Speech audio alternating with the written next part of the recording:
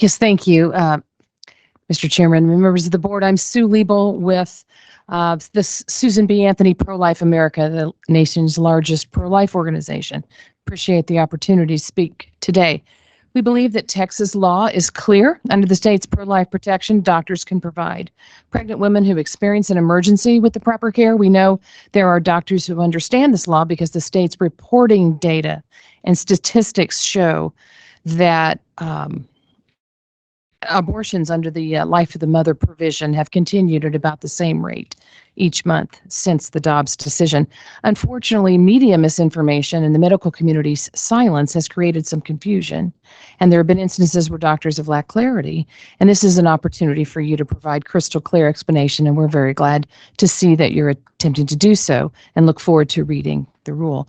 We suggest you focus on the following and educate doctors and maintain the policies put in place by Texas's duly elected representatives. You mentioned the legislature earlier.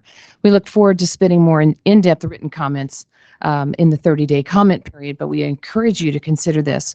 Texas courts have never found the term reasonable medical judgment vague or confusing.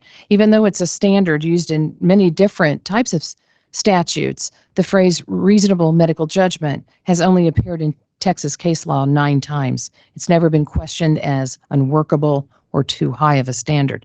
Texas courts have upheld references to reasonably prudent physician or similar types of phrases that apply to the reasonable men standard in the medical context. This too is an objective standard in Texas law. For example, physicians in medical malpractice cases are held to a higher standard, that of a reasonably prudent physician, which takes into account their training and knowledge. And I know I'm not telling you anything that you don't already know.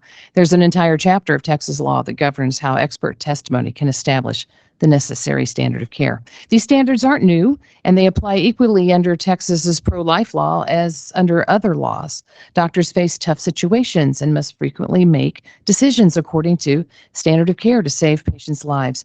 Rather, Texas law prohibits elective abortions. It doesn't stop accepted treatment options for serious pregnancy complications.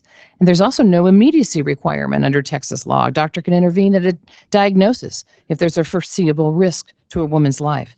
So the Texas abortion law is not broken. If there are doctors who are confused, the solution isn't to upend standing policy, but rather to educate them that they can use the reasonable medical judgment. For the vast majority of Texas healthcare professionals who were not performing or referring for abortions before June 22nd, 2022, there should be no change to their practice.